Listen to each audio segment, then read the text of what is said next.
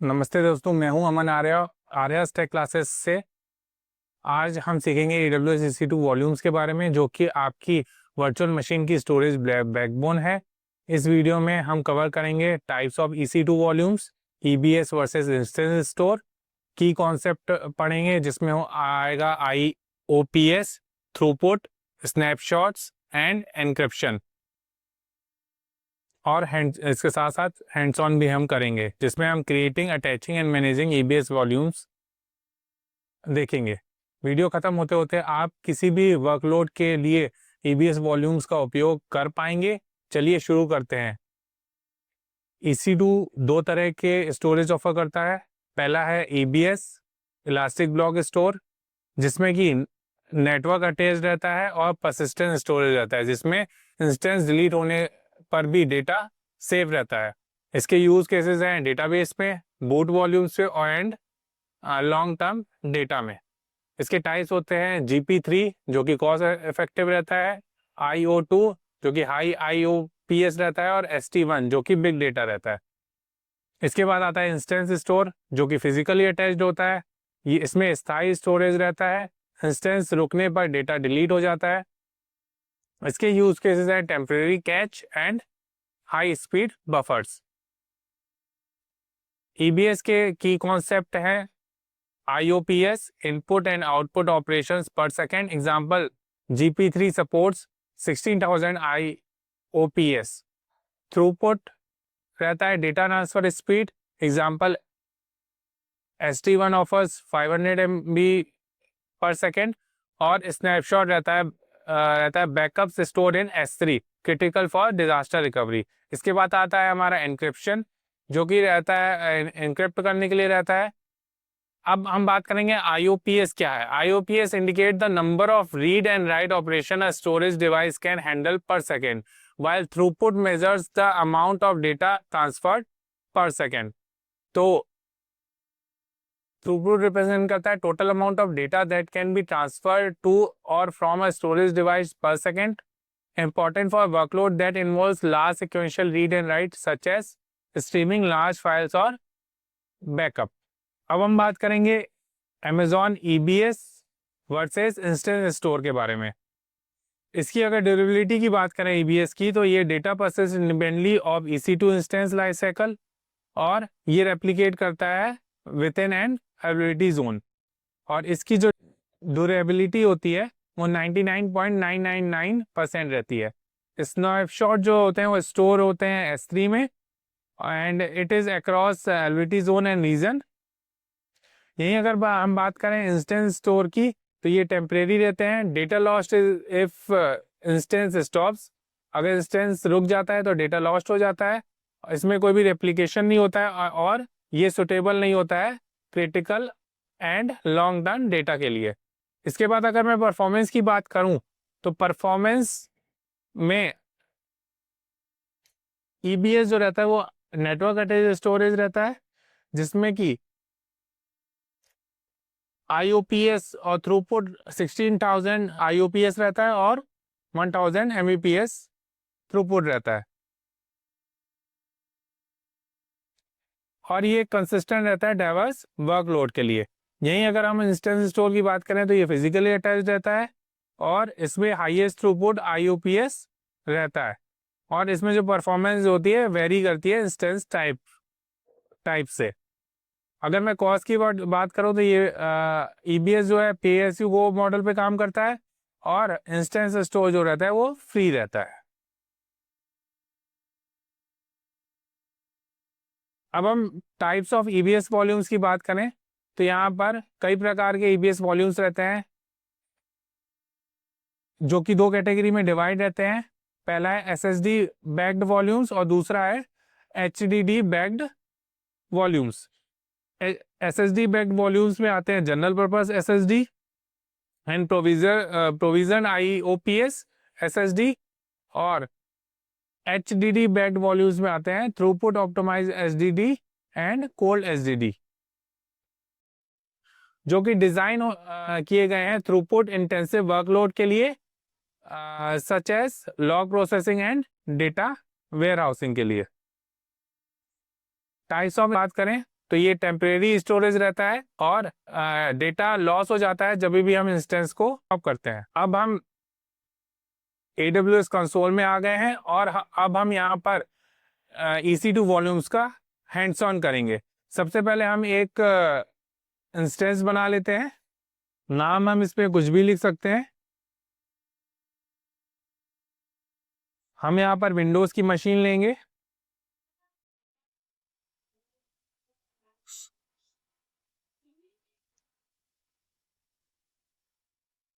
Instance type हमारा रहेगा T3.micro।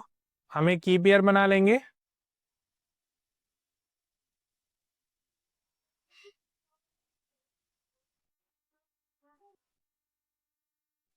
यहाँ पर हम HTTPS और HTTP को सेलेक्ट कर लेंगे और लॉन्च स्टेज में क्लिक कर लेंगे।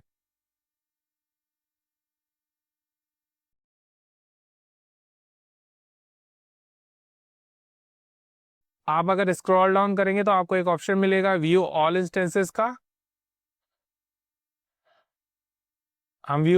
हम इस EBS डेमो की जो इंस्टेंस है उसको सेलेक्ट करेंगे, कनेक्ट पर क्लिक करेंगे, RDP क्लाइंट पर क्लिक करेंगे, डाउनलोड रिमोट डेस्कटॉप फाइल पर क्लिक करेंगे और इस फाइल को हम ओपन करेंगे। कनेक्ट पर क्लिक करेंगे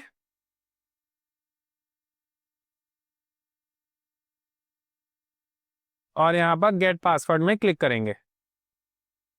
जैसे कि आप देख पा रहे हैं इसको एटलीस्ट 4 मिनट चाहिए होते हैं after the launching of an instance password generate करने के लिए। तो मैं इसको हाल फिलहाल के लिए कैंसिल कर देता हूँ। हमारी RDP फाइल जो है वो ओपन हो गई है। हम फिर से यहाँ पर गेट पासवर्ड में क्लिक करेंगे। अभी भी ये खुला नहीं है।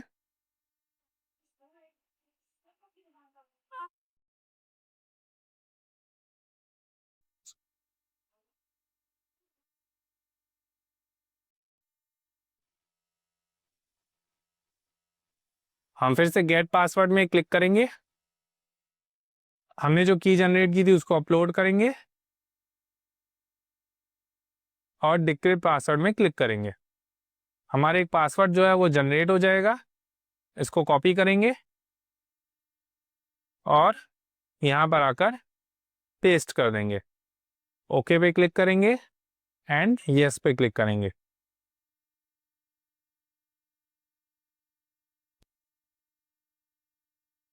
हमारी जो EC2 की विंडोज़ मशीन है वो तैयार हो रही है। इसके साथ साथ हम इसको मिनिमाइज करके एक वॉल्यूम क्रिएट करने की कोशिश करेंगे। हम EC2 में दोबारा जाएंगे। स्क्रॉल डाउन करने के बाद आपको यहाँ इलास्टिक ब्लॉक स्टोर का एक कॉलम मिलेगा। यहाँ पर इलास्टिक ब्लॉक स्टोर के अंदर आपको एक ऑप्शन मिलेगा वॉल्यूम्स का। हम इसमें वॉल्यूम्स पर क्लिक करेंगे।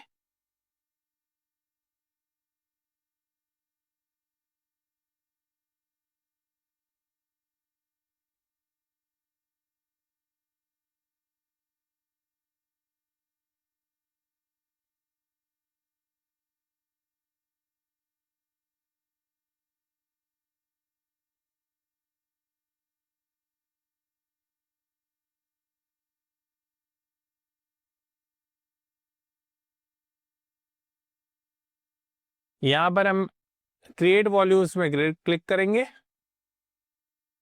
यहाँ पर आपको टाइप्स ऑफ वॉल्यूम्स में वेरियस टाइप्स ऑफ SSD मिल जाएंगी, जो कि general purpose, provisional IOPS, cold HDD, throughput optimise HDD and magnetic इसमें से सबसे सस्ती होती है, इसलिए हम मैग्नेटिक सेलेक्ट करते हैं और यहाँ पर 20 GB की स्टोरेज लेते हैं।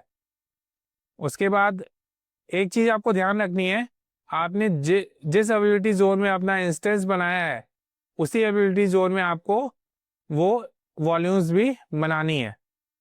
तो हम एक बार चेक कर लेते हैं। हम EC2 को दूसरे टैब में खोलते हैं और हम अपना इंस्टेंस चेक कर लेते हैं हमने किस एबिलिटी जोन में इसको बनाया है। आप देख सकते हैं AP साउथ 1B में हमने ये बनाया है, तो हमें AP साउथ 1B में ही अपनी वॉल्यूम्स बनानी है। AP साउथ 1B मैंने सेलेक्ट कर लिया।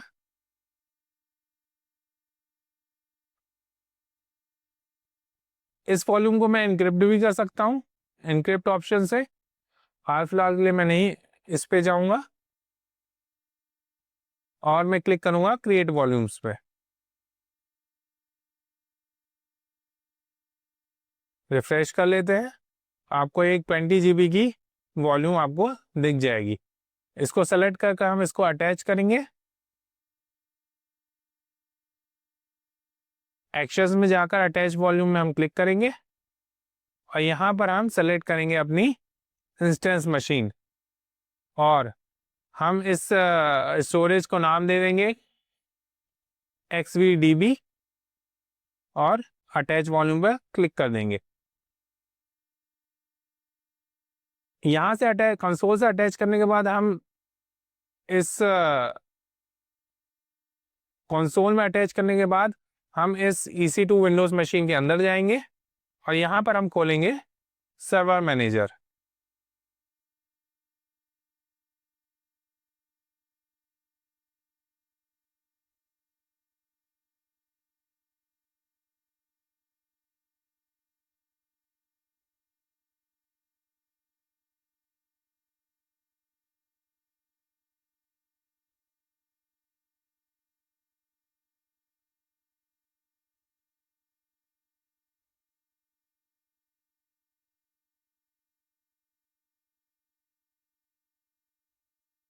आपको यहाँ पर 3 ऑप्शन दिख रहे हैं, dashboard, local server and all servers. यहाँ पर आपको एक स्टोरेज का ऑप्शन थोड़ी देर में दिखेगा। EC2 विंडोज मशीन के अंदर जाने के बाद हम फाइल एक्सप्लोरर में जाएंगे। दिस PC के अंदर आप देख सकते हैं कि हमारी जो एडिशनल वॉल्यूम थी वो यहाँ पर अटैच नहीं है 20 GB की। ठीक है, उसके लिए फिर हम सर्वर मैनेजर में जाएंगे। सर्वर मैनेजर में आपको यहाँ पर एक ऑप्शन मिलेगा कुछ देर बाद, फाइल एंड स्टोरेज सर्विसेज का। इस पर हम क्लिक करेंगे। इसमें हम वॉल्यूम्स के अंदर जाएंगे।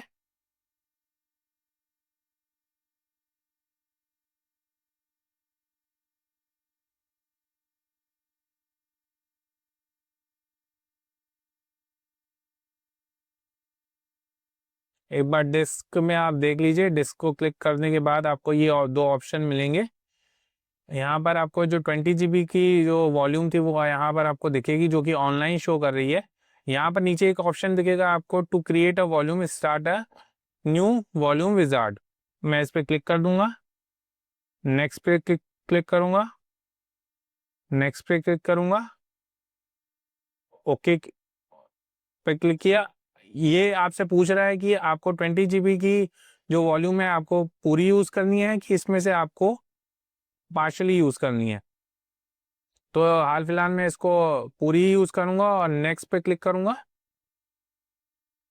इसको हम अल्फाबेट लेटर D दे देंगे और नेक्स्ट पे क्लिक करेंगे। फाइनली हम क्रिएट पर क्लिक करेंगे और हमारी जो वॉल्यूम है वो यहाँ पर क्रिएट हो जाएगी।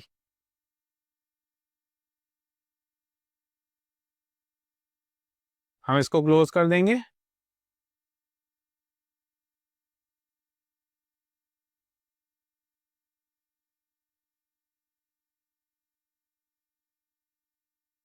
वॉल्यूम्स में क्लिक करने के बाद आपको एक नई वॉल्यूम यहाँ पर दिखेगी जो कि है 20 GB की। अब मैं इसको यहाँ से क्लोज कर देता हूँ। यहाँ आपको दिस PC में आपको ये 20 GB की वॉल्यूम आपको दिख रही है। चलिए अब हम प्रो टिप्स के बारे में बात करेंगे। परमानेंट डेटा के लिए हमेशा EBS इस्तेमाल करें। वर्कलोड के अनुसार वॉल्यूम टाइप को चुनें। 90% केसेस के लिए GP3 यूज करना है और डेटाबेस के लिए IO2 यूज करना है। कंप्लायंस के लिए एन्क्रिप्शन ऑन रखें। Amazon डेटा लाइफसाइकिल मैनेजर से स्नैपशॉट ऑटोमेट करें। तो आज हमने सीखा EBS वर्सेस इंस्टेंस स्टोरेज के बारे में, वॉल्यूम्स कैसे बनाया जाता है, अटैच कैसे किया जाता है और मैनेज कैसे किया जाता है। अगर वीडियो पसंद आए तो लाइक जरूर करें, सब्सक्राइब कीजिए। आर्यन टेक क्लासेस को सवाल कमेंट में पूछें, मैं सभी को रिप्लाई करूंगा। जय हिंद, जय भारत।